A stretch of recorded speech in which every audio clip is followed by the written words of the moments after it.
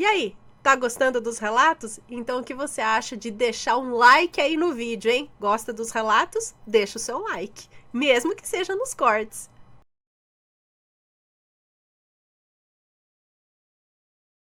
Um amor de outras vidas, cicatrizes de uma maledite. Vamos ver o que aconteceu.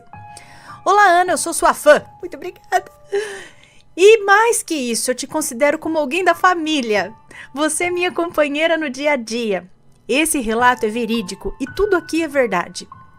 Eu vivi tudo o que eu vou relatar aqui. E lembre-se, as pessoas só fazem com você aquilo que você permitir que elas façam. Pior que é verdade. Então não aceitem menos do que vocês merecem. Eu peço paciência, se houver erros de português, escrevo pelo celular, mas vai valer a pena, tá? Os nomes estão todos trocados. Ok. Então vamos lá. Meu amor de... Primeiro, acho que tá separado por, capítulos aqui, ó. 1. Meu amor de outra vida, o início de tudo. Eu, no auge da adolescência, tinha uma grande amiga chamada Tainá. Juntas íamos a vários passeios, fazíamos duplas na sala de aula, parecíamos irmãs. Não nos afastávamos por nada. Ah, bons tempos, né? Um dia, na casa dessa amiga, eu conheci um rapaz que era um amigo dela. O João, um rapaz muito bonito, simpático, extrovertido e muito atraente. Confesso que o meu coração disparou forte. Parecia que eu o conhecia de outras vidas. O João, quando me viu pela primeira vez, ficou bem vermelho. Eu acho que ele sentiu o mesmo. No decorrer do tempo, formamos um trio. Os meses seguintes, era o João, a Tainá e eu, em todos os lugares, sempre juntos. Até que em uma noite de bloquinho de carnaval, a Tainá deu um beijo no João. Eu ali olhando aquela cena, sem saber ao certo o que fazer e qual reação tomar. E antes que eu falasse algo, ela olhou para ele e disse: agora é a vez da Clara. Clara é o meu nome fictício aqui, tá? O nome da fulana fictício. Agora é a vez... Como assim? Como assim, gente? Ui! Agora é a vez da Clara. E aí ela me puxou pela cintura. Ah, ele. E aí... Peraí. E antes que eu falasse algo, ela olhou pra ele e disse: agora é a vez da Clara. Aí ele me puxou pela cintura e me deu um beijo. Ai, gente, eu fiquei bem confusa. Eu não sabia se esse ato poderia dar um rumo diferente à amizade que tínhamos.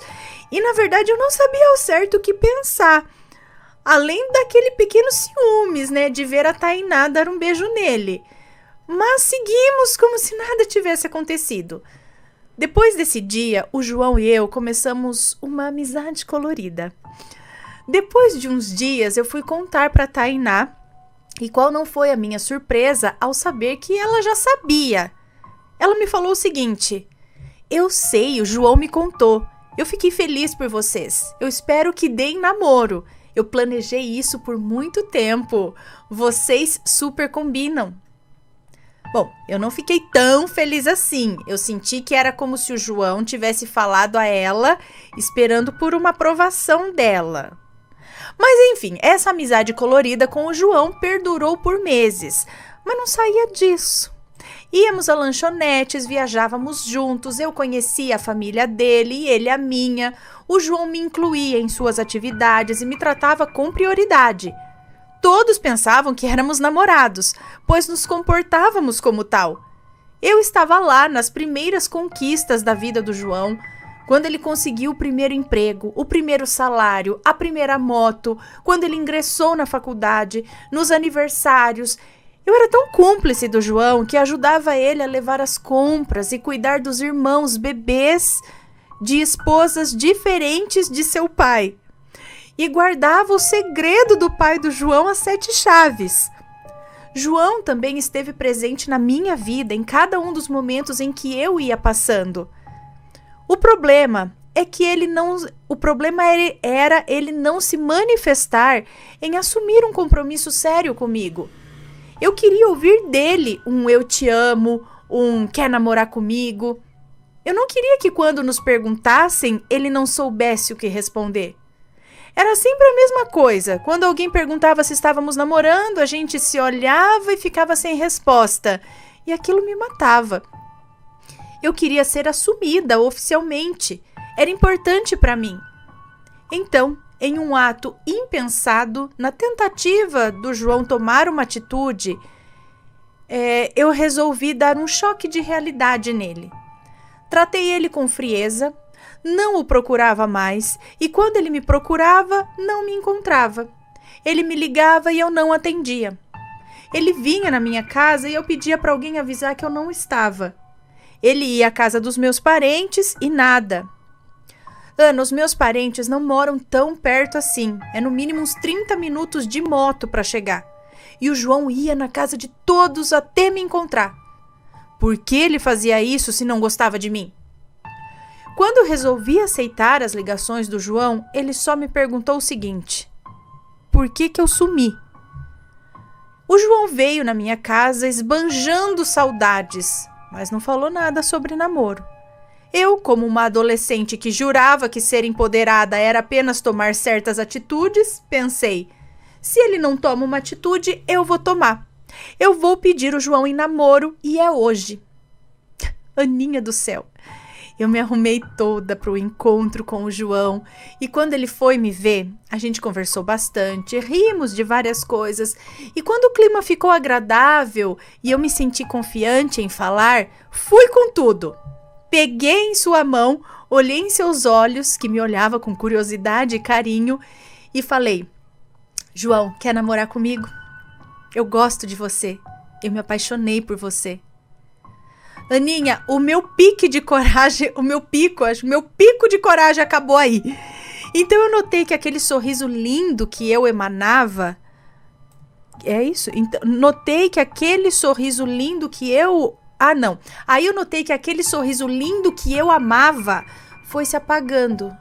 Ele puxou a mão e disse: Clara, eu não sei o que te dizer. Eu não tenho certeza. A gente tem algo tão incrível. É algo só nosso. Eu tenho medo de estragar isso e a gente é tão jovem. Pra você tá ruim? O que mudaria?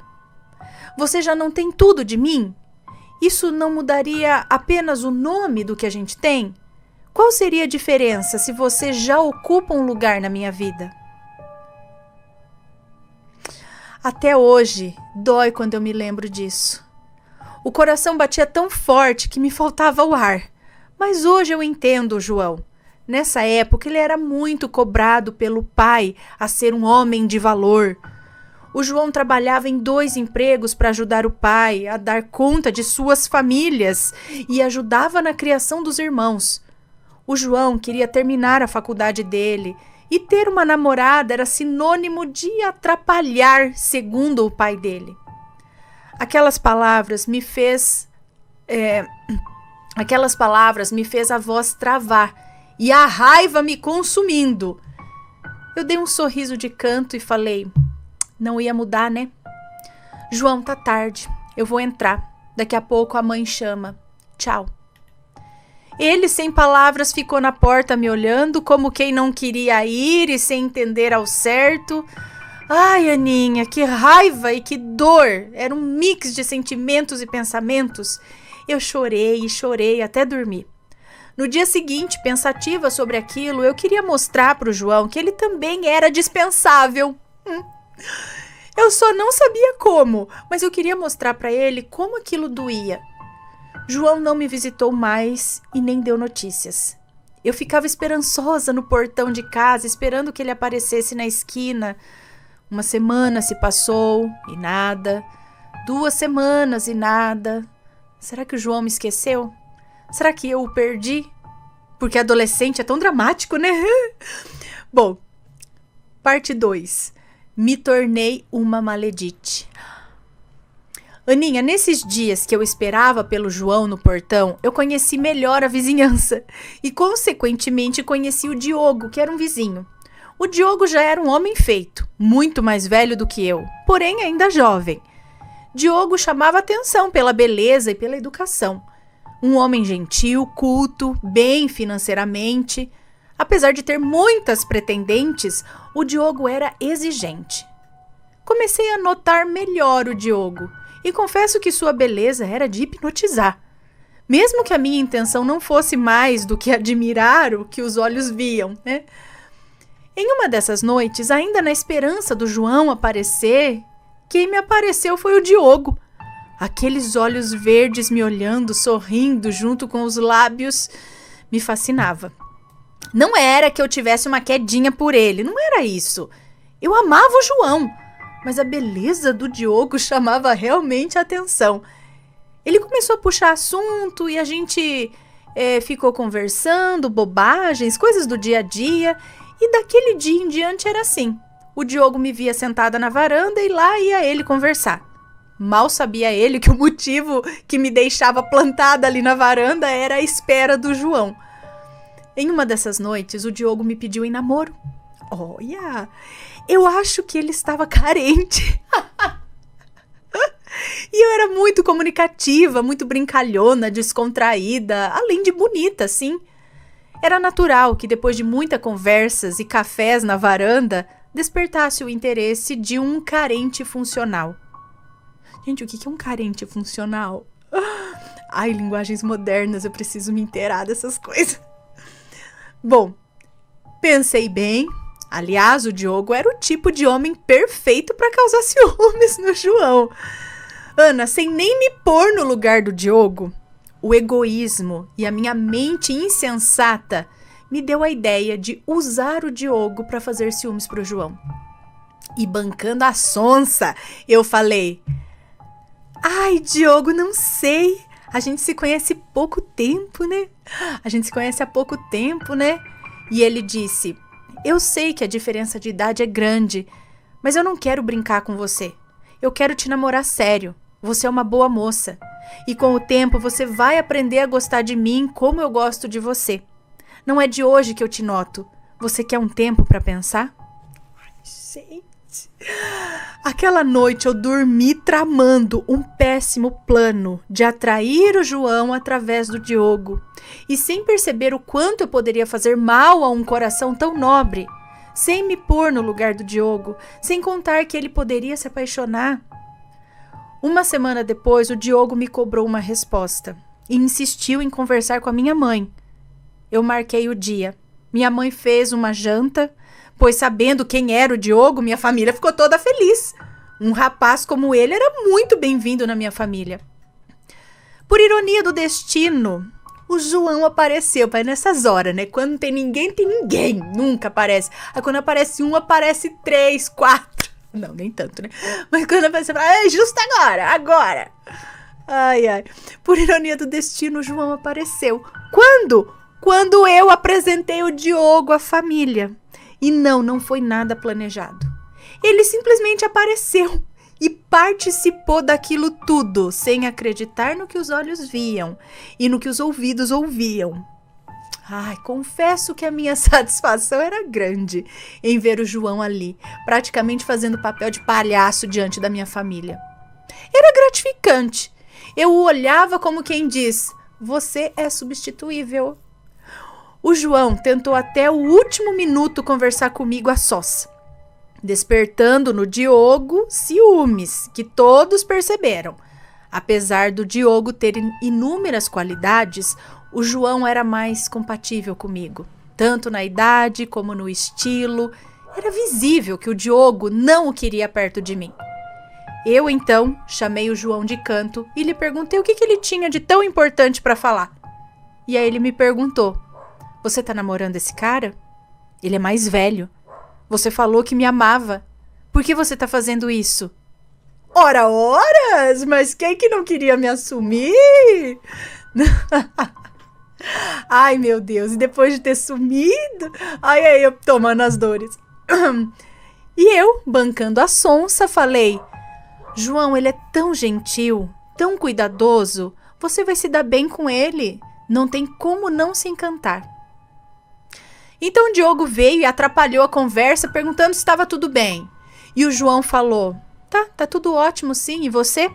Como se sente namorando com uma jovem que tem idade para ser sua filha? Diogo, sem palavras, o olhava enquanto ele continuou falando. Eu espero que dê tudo certo e que ela não te chame pelo meu nome. Ai, ai, ai. Meu padrasto quase se engasgou com o café, enquanto minha mãe me olhou incrédula. Eu pedi pro João ir embora e ele foi. E aquele olhar me partiu o coração. Os dias passaram e eu dei um tempo para pensar e refletir. Eu queria conversar com o João. E quando eu o procurei, o seu pai me falou que ele não morava mais na cidade. Como assim? O João foi embora? Fui para casa aos prantos, me sentindo horrível. Meu plano idiota havia falhado. E ao invés de terminar com o Diogo, já que a presença dele em minha vida era sem sentido, mais uma vez eu o usei. Dessa vez como consolo, como um ombro amigo. Diogo era tão presente quanto João era antes de ir embora. Passeios, viagens e presentes não me faltavam, mas ao contrário do João, o Diogo fazia questão de dizer: minha namorada, eu te amo, eu vou casar com você. Mas quando eu tentava brincar com ele, como eu brincava com o João, era diferente. Ele não sabia o trecho da música que o João cantava comigo. O Diogo não completava a canção como o João fazia depois de me ouvir cantar. Ele não me escrevia poemas tarde da noite. Ele não aparecia de surpresa. A música que o João dançava comigo, o Diogo não sabia a coreografia. Os lugares que o João me levava para ver as estrelas, o Diogo não curtia.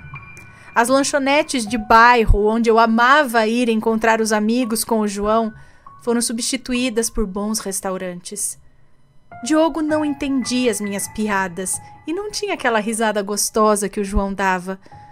O Diogo não pegava nos meus cabelos enquanto me beijava e nem mordia os meus lábios no final do beijo. Não tinha o mesmo senso de humor e nunca pulou de um primeiro andar para fugir comigo. O João pulava. Eu queria substituir o insubstituível. Bom, o tempo ia passando, e eu, na falta do João, aprendi a beber e ia bebendo. E nessas farras, depois de estar meio alta no álcool, eu dava umas ruídas. Eu dava umas ruídas pelo João? Como assim? Só quem já bebeu ouvindo Alcione, Zezo e essas sofrências vai entender. Por isso eu não entendi. Bom, não sei. O Diogo... Ai, meu Deus, eu sempre esqueço de trazer água. É incrível. O Diogo, sempre inconformado por me ver sofrer pelo João, estando com ele, ele ficava de cara feia, porém aceitava. Coitado. O Diogo se tornou ciumento, possessivo, sempre arrumava uma confusão com alguém por ciúmes, discutia com qualquer pessoa por motivos estúpidos que me envolvesse, né? Bastava ele pensar que alguém estava olhando diferente para mim que ele já tomava satisfação, já queria satisfação. Diogo já não era mais um intelectual culto que conheci. Agora era um possessivo de mão cheia.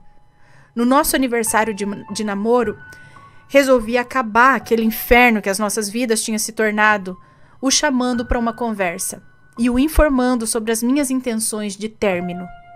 Sim, já havia se passado 1 ano de namoro e meses que o João tinha ido embora. Diogo surtou como nunca antes eu tinha visto alguém surtar. Ele chorou e implorou em meio a lágrimas, perguntava em que ele podia melhorar. Mas o Diogo era um namorado perfeito já. O problema era eu. É sempre assim. Não, não é sempre. Mas eu o tornei alguém que ele não merecia ser. E quando eu dizia que eu era o problema, ele se recusava a aceitar, tomando para si a culpa que não tinha. Como aquele comportamento tóxico para mim era novidade. Peraí, tomando para si a culpa que não tinha. E não sei, como aquele comportamento tóxico para mim era novidade. Resolvi deixar tudo como estava, então, e acalmá-lo até que chegasse em um momento que fosse mais tranquilo conversar sobre esse futuro término. E assim aconteceu. Eu ia perdendo tempo. Diogo inseguro, me sufocando, o João longe, minhas amizades se afastaram, pois o Diogo me ocupava o tempo todo, sempre sufocando com suas inseguranças e sua possessão. Minha família via no Diogo o rapaz perfeito, e quando eu tentava desabafar com alguém, me diziam que ele era perfeito e eu que não prestava. Era verdade, mas eu precisava de alguém que me entendesse e me acolhesse. E me aconselhasse, digo. Em um domingo ensolarado, eu marquei de me reunir com umas amigas. Como sempre, o Diogo me seguia, perguntando onde eu ia, enquanto eu falava que eu voltaria por volta das 6 horas. E ele ficou me olhando da esquina enquanto eu me distanciava, quando uma moto parou. E o rapaz tirou o capacete. João! Eu o abracei como quem abraça um marido que voltou da guerra, quando notei que o Diogo se aproximava com ódio. E aí eu falei rápido, me encontra na casa do meu avô em 30 minutos. O João acelerou e foi a caminho da casa do meu avô. E eu sem escapatória, só me restava assistir o show que o Diogo enfurecido dava. Ele gritava, ele surtava, dessa vez com razão, né? Eu, sem tempo, só falava que na volta nós conversaríamos. Para encurtar a história, aquele dia eu traí o Diogo com o João. Me arrependo de trair, mas não de ficar com o João. No outro dia, falei com o Diogo novamente sobre terminar mais uma vez. O Diogo chorava e mais uma vez não aceitava. Então eu falei, eu te traí! Desculpa, mas eu te traí. Não dá mais. Ana, eu não falei para humilhar o Diogo, mas na tentativa dele entender que eu não merecia ele, ou que eu não prestava, sei lá, qualquer coisa, eu só queria que ele seguisse a vida dele. Ele caiu de joelhos enquanto me abraçava pela cintura com força, soluçando em meio às perguntas que fazia. Por quê? Por que você fez isso? Quem foi? Foi o maldito do João, né? Fala! E eu falava, não importa. A culpa foi minha. Eu que errei com você. Você merece alguém melhor, Diogo, por favor. E ele falava, não, eu te amo. Eu te perdoo. Eu sei que você gosta dele, mas você vai me amar assim como você gosta dele. Perdoar é nobre, mas querer continuar era demais. Eu não queria ser perdoada, eu queria que ele me xingasse, eu queria que ele fosse embora, como qualquer pessoa normal faria. Eu queria terminar aquela droga de namoro infernal logo. Eu não sabia como sair daquela situação, pela imaturidade, da pouca idade, e acabava me rendendo e esperando o Diogo tomar a atitude que ele não ia tomar. Só quem passou por isso vai entender o que é não ter forças para terminar um relacionamento por pena. Para resumir ainda mais, a vida agora, com a chegada do João, era assim. Eu traía o Diogo com o João. E quando falava em acabar, o Diogo queria se matar e surtava. O João me pressionava em terminar o namoro o mais rápido possível, pois estava ficando perigoso as atitudes do Diogo. Mais um ano se passou, até que o Réveillon chegou. Era noite de virada do ano, né? De rompida de ano. E eu querendo passar com o João. Inventei doença, inventei de tudo, mas a minha família me obrigou a participar das festividades com o Diogo. Aliás, seria uma desfeita. Foi a pior festa da minha vida. Seria uma desfeita. É isso? Se não fosse com o Diogo. E foi a pior festa da minha vida. O João deu um jeitinho de me ver próximo à casa dos meus parentes para me dar um abraço. Minhas primas e amigas me deram cobertura e tudo teria dado certo se o Diogo não me procurasse por eu ter sumido por 2 minutos. Era 5 horas da manhã, fim de festa. O Diogo viu quando eu fui retornando com as meninas e viu que atrás de nós o João se distanciava. Diogo voltou conosco em silêncio e quando chegou na festa que terminava, falou alto para que todos ali presentes ouvissem. A Clara estava com o João, dando feliz ano novo como um casal apaixonado, me fazendo de palhaço. Assombrados, eu queria dizer que eu fiquei com vergonha e que eu estava chocada pelo vexame. Mas não. Eu estava dizendo, é verdade mesmo, eu tava mesmo. Pra mim, era o fim da picada. Eu já não era dona das minhas vontades. Eu não era feliz, eu não era a Dona Flor pra estar com 2 maridos. Olha, o circo se armou quando eu terminei ali, na frente de todo mundo. Uai, ele não quis. Ai, meu Deus, fica quieta.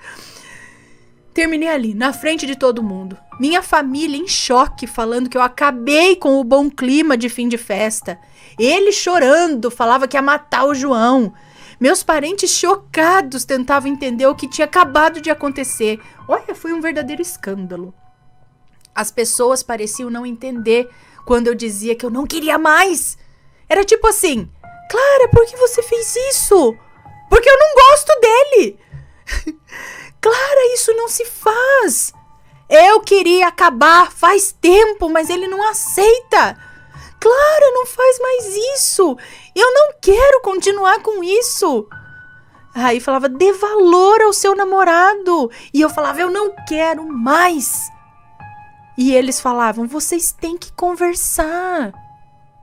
Olha, eu era ignorada completamente. Ele falou, ele foi pra casa e eu fui pra minha.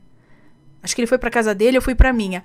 Ao chegar, eu fiz as minhas malas e fui passar uma temporada na casa de uns parentes distantes. O João fez o mesmo, voltou à casa de seus parentes lá na outra cidade. Ana, o João e eu éramos adolescentes. O Diogo já tinha lá seus 30 anos. Hoje eu não sei como a minha família apoiava o Diogo. As notícias do Diogo chegavam através da minha família, que fazia questão de dizer o quanto ele sofria, que ele tentou contra a própria vida, ou que estava em bares quando não estava em um hospital. Eu sumi. Mãe, eu tô lembrando da sua história. Ai, ai. Bom, depois de 1 ano, o Diogo iniciou um namoro com a irmã de um amigo meu. Sabendo que ele estava... Depois de 1 ano, o Diogo iniciou um namoro com a irmã de um amigo meu. Ok. Sabendo que ele estava namorando, eu fiquei mais tranquila. Depois de meses, eles noivaram. E eu me senti segura a retomar minha vida no antigo bairro que ficava do outro lado da cidade. Sentido completamente oposto onde o Diogo morava. Ana, quando ele soube que eu voltei, fazia uns meses já, eu estava seguindo a vida. E em um domingo, com toda a família reunida, o Diogo apareceu na minha casa. Foi para dizer que ele foi para dizer que estava feliz e me mostrar a aliança de noivado. Eu não sei se o destino gosta de brincar, mas qual não foi a nossa surpresa ao ver o João chegando também? Mas tinha que estar os dois juntos sempre, né? Eu juro que eu não sabia que o João estava na cidade. A gente tinha perdido contato desde aquele final de ano que eu fui embora. Foi realmente obra do destino. Todos ali chocados com aquela cena que se repetia. Andei em direção ao João, que me abraçou forte e surpreso ao ver o Diogo. Ele me olhou como quem não acredita no que acabara de ver. Então eu disse a ele, João, me tira daqui. Ele me entregou o capacete e eu subi na garupa dele. Minhas amigas, parentes, familiares olhavam assim com expressão de surpresa, porém neutros a situação. Aninha, foi tão bom o João reaparecer. Fomos àquela velha lanchonete do bairro antigo que gostávamos, batemos bons papos, matamos a saudade. Estar perto do João me transmitia paz. Eu me sentia bem. É inesquecível a conexão que temos. João e eu passamos a nos ver todos os finais de semana. Era maravilhoso reviver o passado. Passei a notar que o João tinha uns momentos de preocupação muito grande. Estava tudo bem, de repente ele pensava em algo e o sorriso sumia e dava lugar a sérias expressões. Eu sempre perguntava: o que foi? Por que você está assim tão sério? Mas hoje eu sei que naqueles momentos o João fazia suas escolhas. Ai, se eu soubesse, teria lutado mais.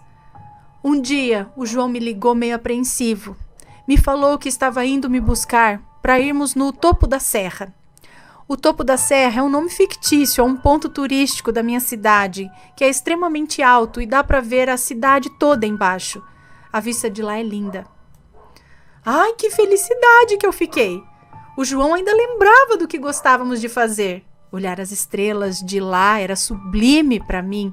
E eu sempre fico muito anestesiada com pontos altos que tenham uma bela vista noturna. Guardem essa informação. Então nos beijamos, nos abraçamos, parecia que estávamos matando uma eterna saudades. Aquilo foi tão intenso, tão mágico, que jamais esqueci e sei que jamais esquecerei. João me olhou triste e sorrindo. Olha, eu confesso que escrever isso me faz chorar até hoje. E falou: Clara, eu tenho uma coisa para te pedir. Ah, meu Deus, ele ia finalmente me pedir em namoro. Eu quase não aguentava de tanto que as pernas tremiam e ele continuou: Nunca se esqueça de mim. Nunca deixe de me amar e não tenha ódio ou raiva. Eu te amo. Eu te amo tanto e eu nunca fui homem para dizer. Ana, eu não entendi, foi nada. Eu fiquei feliz por ouvir pela primeira vez um eu te amo. Vindo dele significava muito. Mas eu não entendi. Ele não falou mais nada. Me levou em casa, me deu um beijo e se foi. Ah, mas ouvir dele eu te amo, mesmo não entendendo nada, foi perfeito. Semana seguinte, em uma social em casa, minha madrinha, Maleditilda, perguntou: Cadê o João? Ele não vem hoje? E eu respondi que não. E ela continuou: Ah, é. Deve estar ocupado com os preparativos do casamento, né? Hã? Que casamento, madrinha? Tá falando de quê? O João vai casar com a amiga da Maleditinha, que era filha da madrinha maleditona. Como que ela chamou aqui? Maleditilda. Ele vai casar com a amiga da Maleditinha, que era filha da Maleditilda, madrinha dela. Ana, eu acho que aquela foi a minha última dor. O João não me falou de namorada nenhuma, muito menos que ele ia se casar. Ele não mentiu, mas omitiu. E por incrível que pareça, eu não sofri pelo casamento ou pela omissão do João. Eu estava meio triste na calçada e uma vizinha amiga me chamou. Quando fui lá, ela pediu para eu sentar e falou assim: Fia, eu sei que você é católica, mas você se incomoda se eu falar umas coisas? E eu falei que não. E então ela arrumou uma mesinha de madeira, sentamos e ela falou o seguinte: Fia, aquele moço que vem na sua casa, vocês vão viver muitos anos juntos, mas não se casarão nessa vida. A escolha que ele tomou de casar com outra cortou o único fio de chances de vocês evoluírem juntos nessa vida. Mas é porque vocês têm missões diferentes, sabe, fia? A vida é como um carro que não pode dar ré. Você só pode seguir em frente. E tem caminhos na vida que se você entrar em outra rua, sei lá, ela vai te levar a outro lugar e não tem mais como retornar. Mesmo que você passe de longe e veja sempre aquele caminho, não dá mais para chegar perto. Você ainda vai entender muita coisa. É que você é muito menina. Se te contar agora, você não vai entender. Mas fique triste não. Você não perdeu o seu amor. Ele só não pode ser seu por completo. Daqui a anos, espero que você se lembre de mim quando ele voltar à sua vida. A vida de vocês vai sempre ter a chegada do outro, mas não é para ficar. Não nessa vida. Fazia tantos...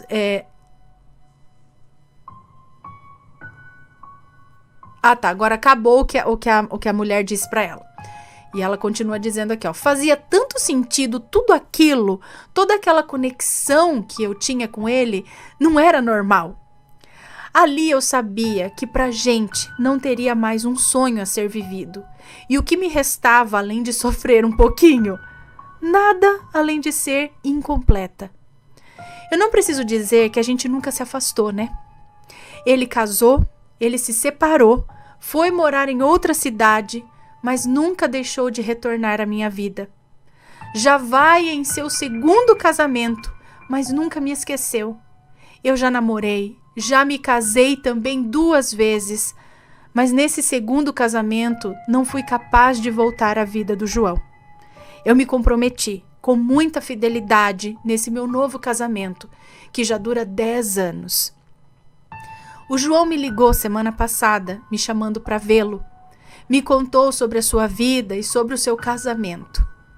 O João não é um homem de se queixar e falar que o casamento tá ruim, como fazem alguns homens por aí. Não, o João é sincero, ou ao menos tenta ser. Fala que gosta dela, mas que não sabe explicar o motivo de sempre retornar a me ver.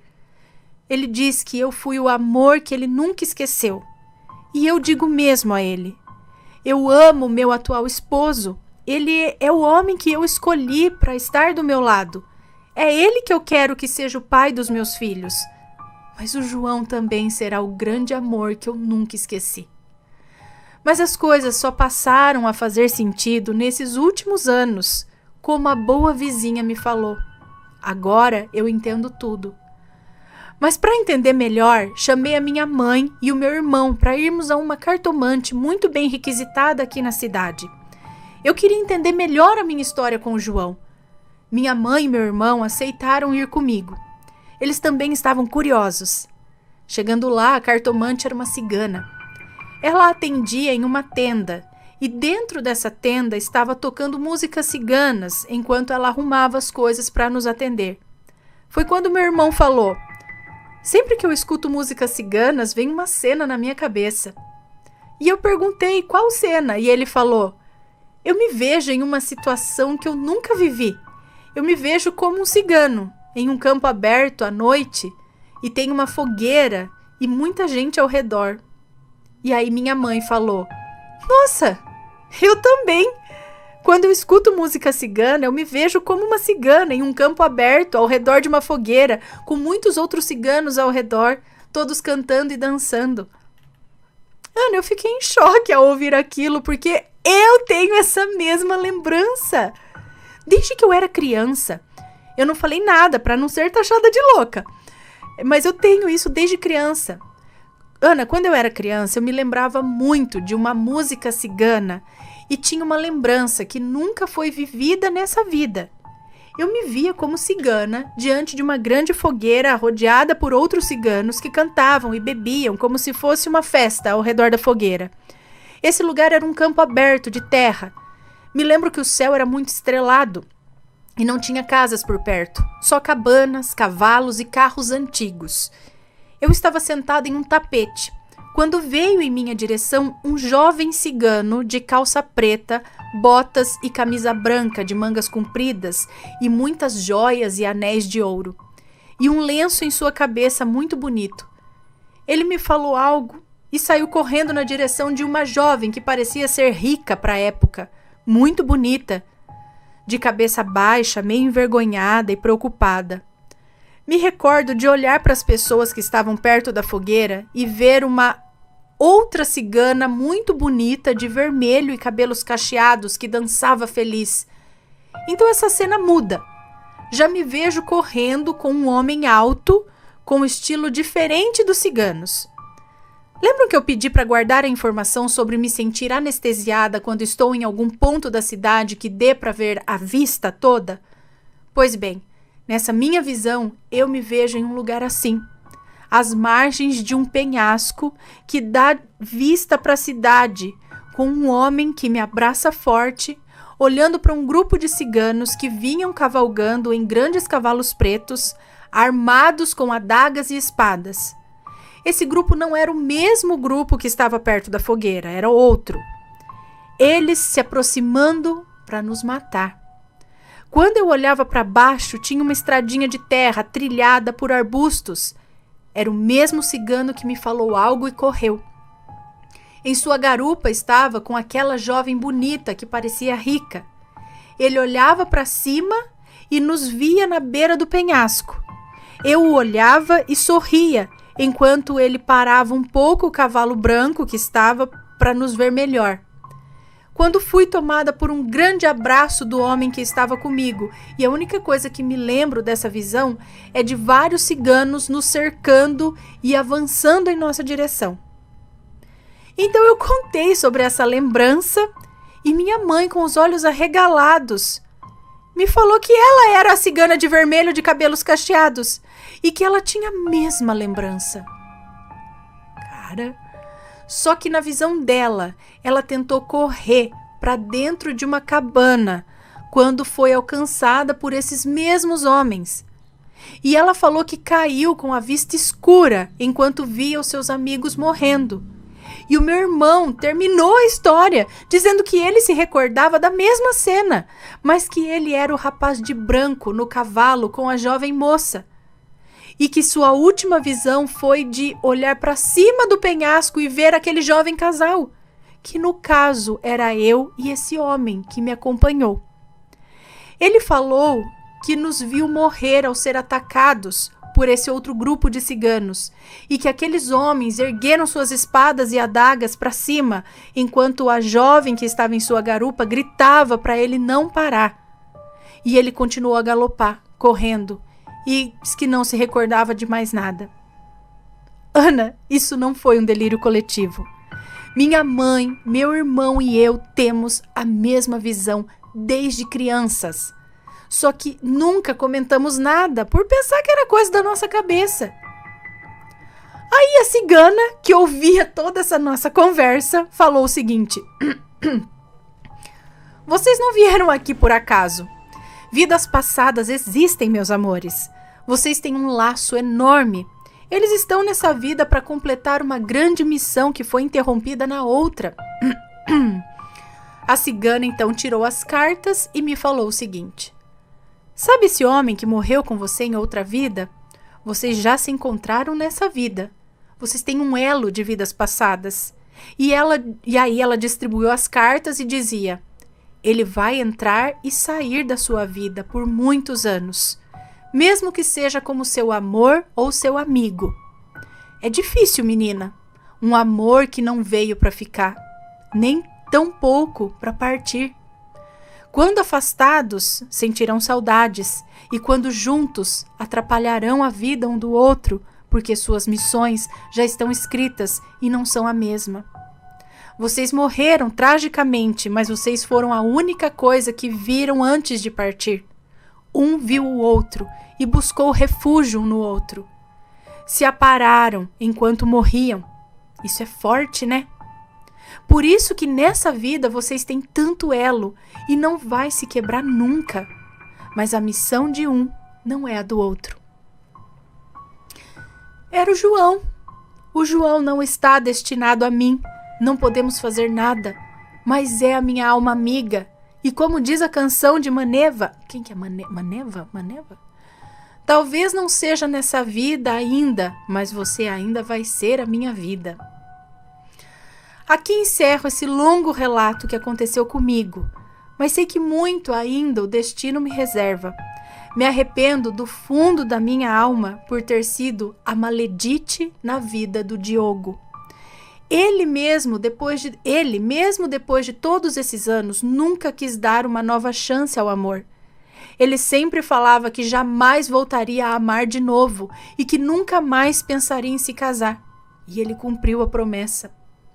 Eu sei que alguns podem me julgar, mas não existe dor maior que destruir a vida de alguém. O Diogo, para mim, é um símbolo de não errar mais com as pessoas. É na lembrança do Diogo que hoje não me permito magoar ninguém. Eu precisava pedir perdão, mas a minha covardia nunca permitiu. Então um dia mandei que entregassem em seu trabalho um buquê de rosas brancas, simbolizando a paz, acompanhado de um bilhete que dizia o seguinte: pedir perdão pelo que te fiz é muito pouco, mas se te tranquiliza saber, eu me castiguei em meu eterno arrependimento por todos os dias da minha vida. Se o seu nobre coração te permitir me perdoar, eu te agradeço. Se não conseguir, eu te entendo. Um abraço de coração e que Deus te abençoe. Aninha, optei em não me identificar no bilhete. Não era necessário. Agradeço a todos pela paciência. Sei que julgar e resolver a vida dos outros é muito fácil. O único a quem eu precisava pedir perdão era o Diogo. Já o fiz e sei que ele nunca perdoou. Mas hoje, apesar de arrependida, eu me perdoo. Mas que sirva de alerta às moças e aos rapazes. Todos que entrarem em suas vidas só te fará o que você permitir que façam. Não aceitem migalhas de paixão, pois nunca matará a fome do amor. Gente do céu, que relato profundo. E no fim nem liguei aqui. A Maledite aqui. Maledite foi ela, é isso? Ah, cicatrizes de uma Maledite. Ah, ela tá dizendo que ela foi Maledite aqui por ter levado à frente um namoro que ela não estava gostando. Ela não gostava dele de verdade. Apesar dele ser tudo de bom, ela não gostava, né? Ela usou pra ver se esquecia o João, usou pra fazer ciúmes no João, tudo, mas nisso acabou envolvendo o cara cada vez mais e causou danos irreversíveis na vida do cara.